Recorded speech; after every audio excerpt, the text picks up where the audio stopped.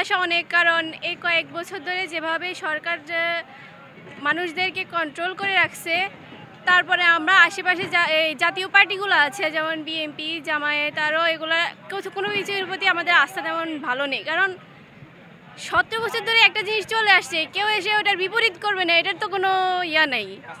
এই আমরা এটার কোনো ইয়া দিতে পারছি না। এই জন্য আমরা এই দলকে চাইতেছি যে আমরা এই নতুন দলের প্রতি আমাদের অনেক প্রত্যাশা, কারণ নতুন জাগরণরা এটা গড়ে তুলেছে, আমাদের স্টুডেন্ট বড় ভাইরা এখানে আছে।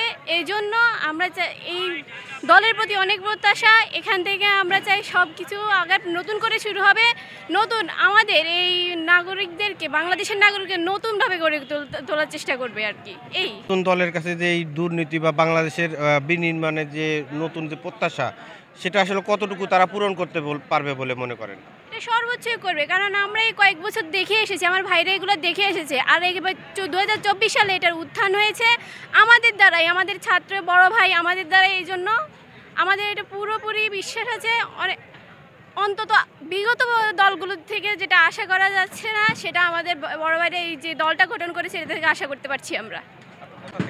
আমি নোয়াখালী থেকে আসছি। ফাতেমা জান্নাত তাওহিদা।